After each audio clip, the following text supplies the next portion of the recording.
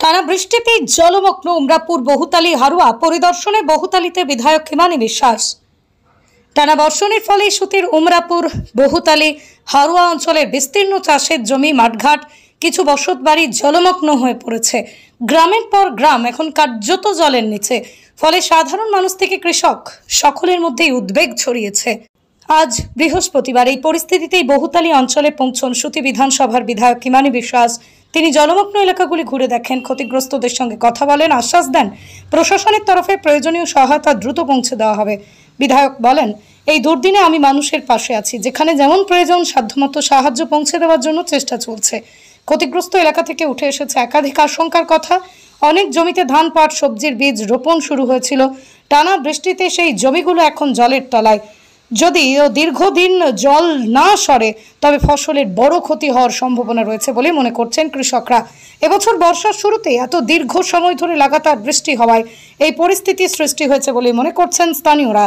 প্রতি বছরই প্রায় পাহাড়ের জলে বৃষ্টিতে তিনটে অঞ্চল হারোয়া, বহুতালী এবং উমরাপুর ব্যাপক ক্ষতিগ্রস্ত হয়। গত পরশু থেকে যেমন একই রকম বৃষ্টিতে আমার 57 সুতি বিধানসভায় সুতি 1 ব্লকের দুটো অঞ্চল আর সুতি 2-এর একটা অঞ্চল, সুতি 2-এর উমরাপুর আর সুতি 1-এ রয়েছে হারোয়া আর বহুতালী।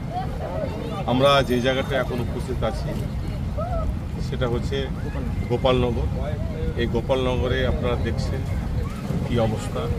এখানকার প্রচুর ফসল, তিল, বিঘার তিল, 100 বিঘার তিল নষ্ট হয়ে গেছে, মোজা নষ্ট হয়ে গেছে। এবং ধান চাষ যারা করেছিলেন চাষি, তাদেরও প্রচুর ধানের জমি ঢুকে গেছে। আমি আমার রাজ্য সরকারকে এবং বিদেশ সাহেব গতকালকে এসেছিলেন, আমি সেটাকে ডিএম সাহেবের মাধ্যমে কৃষি দপ্তরকে আমরা জানাবো, বিদেশ সাহেবকে জানাবো সেই ব্যবস্থা নেওয়ার জন্য, কৃষির জন্য আপাতত তার ব্যবস্থা। আজকে কোন কোন এলাকা পরিদর্শন করলেন? আমি হারোয়া জিপি এবং বহুতালীতে এসেছি, বর্তমান বহুতালীতে আছি। এখন উমরাপুর যাওয়ার একটা প্ল্যান আছে, পাশে সেখানে যাবো, সেখানেও সেম একই অবস্থা।